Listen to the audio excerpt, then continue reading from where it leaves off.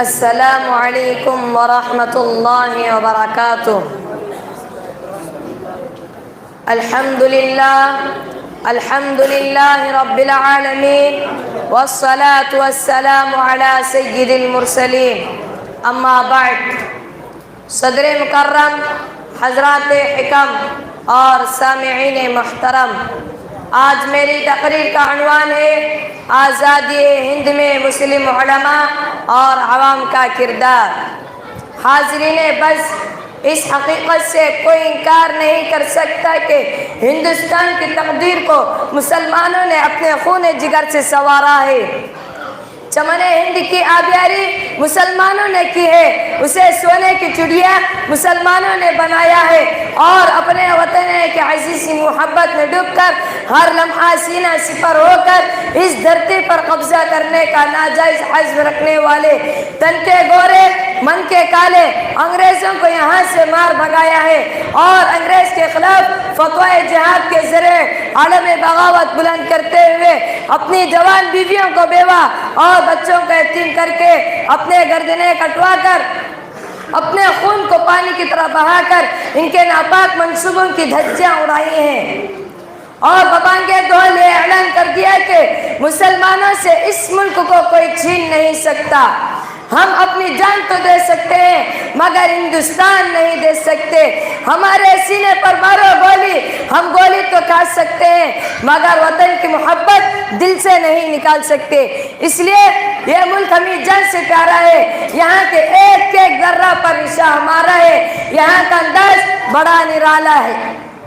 دوستو، آؤ میں تمہیں آزادی کی تاریخ کی مختصر سی سیر کراتا ہوں کہ اس سنہری دھرتی پر جب گوروں نے اپنی نیت خراب کی تو شیر میسور ٹیپو سلطان شہید رحمت اللہ علیہ نے اس ملک کو انگریزوں کے چنگل سے بچانے کے لیے 4 مئی سن 1799 عیسوی کو اپنی جان قربان کر دی، اور ایک تاریخ ساز جملہ کہا کہ گیدڑ کی 100 سالہ زندگی سے شیر کی 1 روزہ زندگی بہتر ہے۔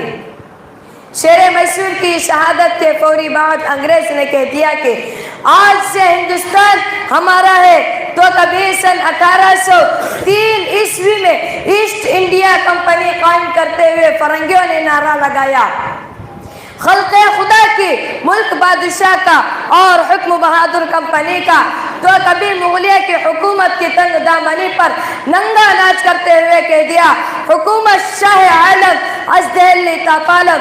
تو موقع کی سنگینی کو دیکھتے ہوئے حضرت مولانا شاہ محمد عبدالعزیز صاحب محدث دہلوی رحمت اللہ علیہ نے جہاد کا فتویٰ جاری کیا، تو مولانا سید احمد شہید رحمت اللہ علیہ نے سن 1818 عیسوی میں ملک کا دورہ کرتے ہوئے آزادی کا بغل بجا دیا۔ پھر مسلمان سن 1818 عیسوی سے ملک کا دورہ کرتے ہوئے آزادی کا بغل بجا دیا۔ پھر یہ تحریک سن 1828 عیسوی سے لگاتار 6 سال تک سرحد ہند پر انگریز سے ٹکر لیتے رہے، مگر اس نے علماء اور مسلم عوام کے قلوب کو گرما ڈال دیا۔ پھر کیا تھا؟ سن 1845 عیسوی میں مسلمانوں نے پورے ملک میں ہنگامہ مچا دیا۔ پھر غدر سن 1857 عیسوی کا دور آیا تو سر عام جذبہ حریت کا آغاز ہونے لگا۔ پھر سن 1966 عیسوی کو مجاہدین حریت نے دارالعلوم دیوبند کی بنیاد ڈالی۔ پھر سن 1866 عیسوی کو مجاہدین حریت نے دارالعلوم دیوبند کی بنیاد ڈالی۔ اس کے بعد سن 1887 عیسوی میں حضرت مولانا شیخ الہند رحمت اللہ علیہ نے ایک انجمن حریت قائم کی۔ پھر سن 1909 عیسوی میں باضابطہ تحریک کو حرکت دیتے ہوئے پورے ملک میں آزادی کا ہلہ بول دیا گیا۔ پہلا اجلاس مراد آباد میں مولانا آزاد نے الہلال پرچے کے ذریعے ماحول میں انقلاب برپا کر دیا۔ سن 1915 عیسوی میں ملک گوروں کے لیے تنگ ہو گیا، اور ہوتے ہوتے سن 1947 عیسوی میں ملک آزاد ہوا۔ نوجوان ساتھیوں، ملک کی تاریخ صرف سننے سنانے کی نہیں بلکہ اس میں بے شمار قربانیاں ہیں۔ اس دھرتی پر رونق مسلمانوں کے خون سے آئی ہے، یہاں کی زیب و زینت علماء کی قربانیوں کے رہنے منت ہے۔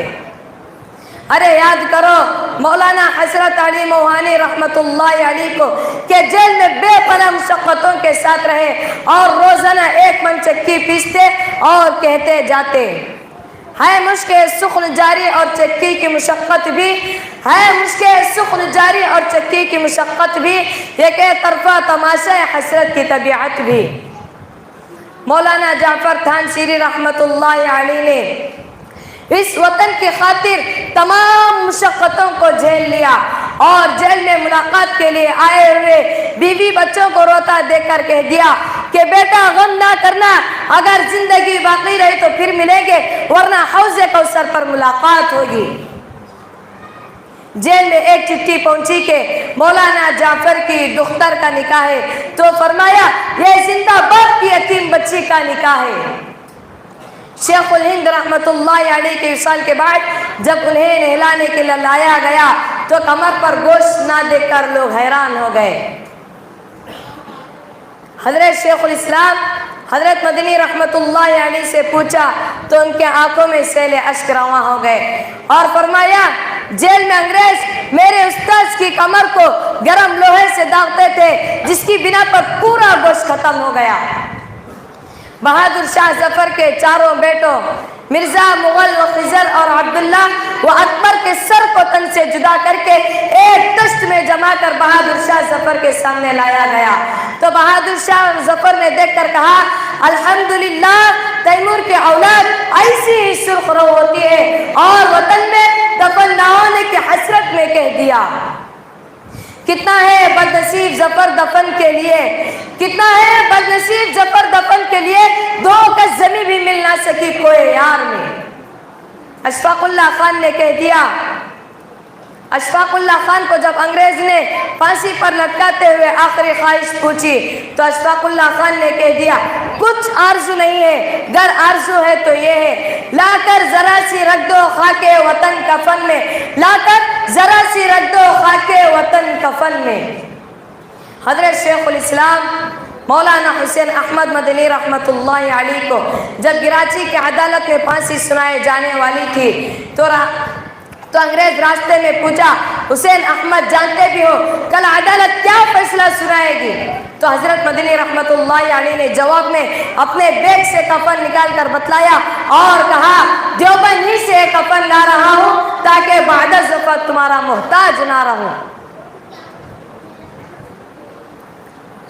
اور کراچی کی خلافت کانفرنس میں لوگ سمجھ رہے تھے کہ شیخ الاسلام تشریف نہیں لائیں گے، مگر وہ سر پر کفن باندھ کر جلوہ گر ہوئے اور ایک شعر پڑھا، لے پھرتی ہے بلبل چونچ میں گل، لے پھرتی ہے بلبل چونچ میں گل، اس مصرعے پر آدھے گھنٹے تک نعرے لگتے رہے، لے پھرتی ہے بلبل چونچ میں گل، لے پھرتی ہے بلبل چونچ میں گل، شہید ناس کی تربت کہاں ہے؟ اور انگریز کو خطاب کر کے کہا کھلونا سمجھ کر ہمیں برباد نہ کرنا، کھلونا سمجھ کر ہمیں برباد نہ کرنا، ہم بھی کسی کے بنائے ہوئے ہیں۔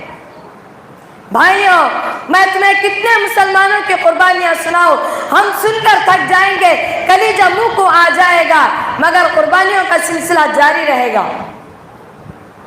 اور اے مسلمانوں میں تم سے کہنا چاہتا ہوں کہ وطن ہمارا ہے، ہم یہاں کے حصے دار ہیں، کرایہ دار نہیں، ہم اس ملک کے سچے وفادار ہیں، غدار نہیں، ہمیں کوئی بھی اس ملک سے بھگا نہیں سکتا، ہم مسلمان ہیں اور وطن کی محبت ہمیں ایمان کے حصے میں ملی ہے، اسی وجہ سے ہم کہتے ہیں اور برابر کہتے رہیں گے کہ اب زمین کا بدن نہ چھوڑیں گے، کہ اب زمین کا بدن نہ چھوڑیں گے، یعنی ہرگز کفن نہ چھوڑیں گے۔